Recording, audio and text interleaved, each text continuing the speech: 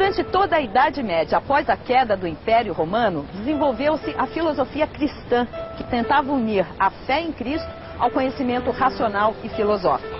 E assim surgiram as escolas, as universidades e a filosofia escolástica. Descartes, filósofo e matemático do século XVI, seguindo o percurso trilhado por outros filósofos e cientistas, levou essa racionalização às últimas consequências e assim inaugurou um novo capítulo na história da filosofia. Descartes produziu algumas provas da existência de Deus, na sua tentativa de tornar a realidade de Deus acessível à razão e não apenas um dogma da fé.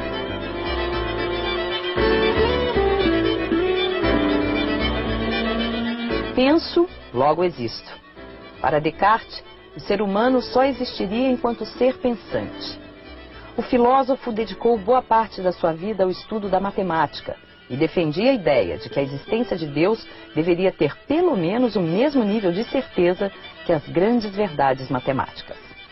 Ele chegou a formular seus argumentos com uma lógica matemática que provaria, segundo ele, a existência de Deus. É uma clara manifestação do pensamento de uma época que acreditava poder explicar toda e qualquer coisa através do nosso pensamento, da nossa razão. A nossa existência está subordinada a toda sorte de acasos, contingências, ocasiões, e por isso ela é impossível de ser apreendida apenas pelas regras da razão. Por outro lado, também a visão de Deus está comprometida com essa contradição viva que somos nós. Deus também não pode ser unicamente objeto da razão.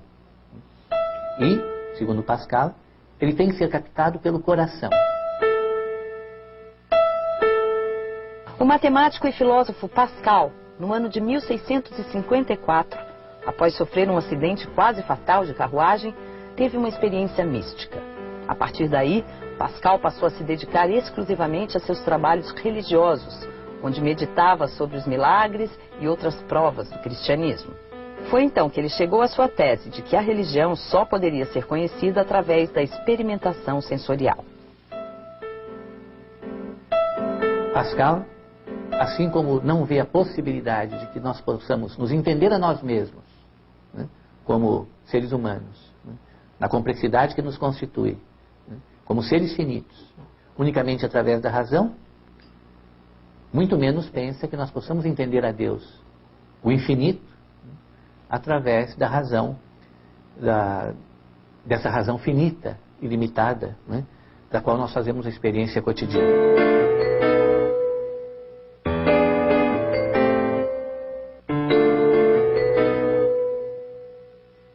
Então essa é a relação entre essas duas questões, o homem e Deus.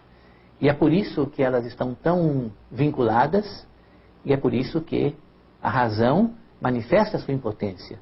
Ninguém encontrará a si mesmo se não encontrar a Deus. Ninguém encontrará a Deus se não encontrar a si mesmo.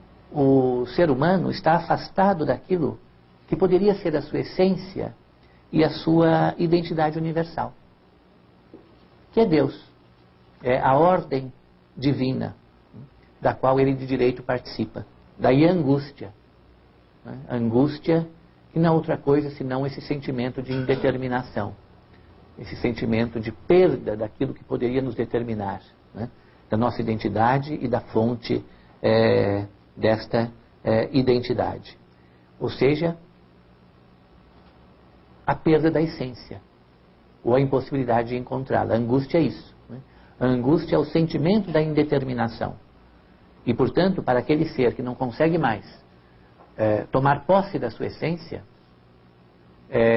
a angústia é um sentimento predominante, porque ele não pode mais se determinar. Então ele está diante do indeterminado, portanto perdido. A universalidade, esta universalidade teórica, lógica, metafísica, né, ela na verdade não nos constitui. Aquela que nos constitui é aquela que perdemos.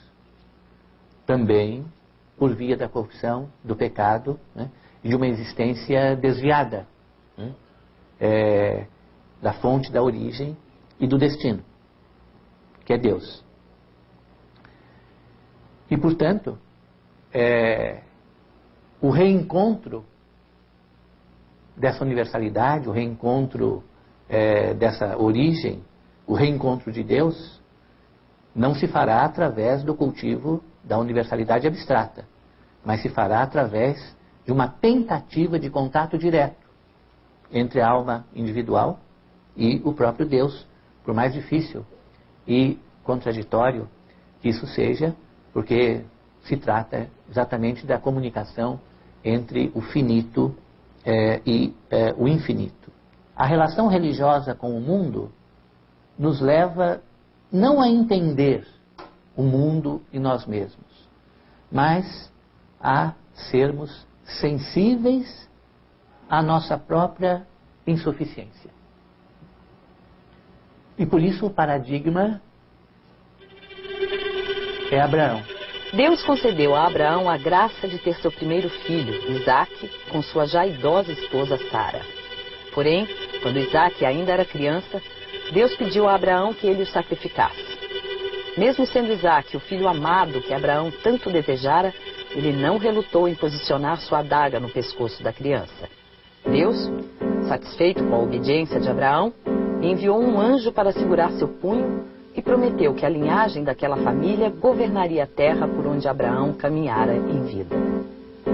Abraão, o homem da fé, ou seja, aquele que foi sensível ao mistério e à incompreensibilidade. Porque Abraão não foi apenas aquele que aceitou aquilo que ele não podia compreender. Ele foi mais longe. Ele aceitou aquilo que ele podia compreender como absurdo. Então ele aceitou o absurdo. E nesse sentido ele não é apenas alguém que se coloca diante do ininteligível. Ele é alguém que se coloca diante do absurdo. E é nesse sentido que a existência não pode ser compreendida racionalmente, mas nesse sentido forte. Nessa acepção radical, de que além de nos apresentar questões acerca de nós mesmos e acerca de Deus, que estão além de nossa compreensão, muitas vezes a existência e a relação de nossa existência com Deus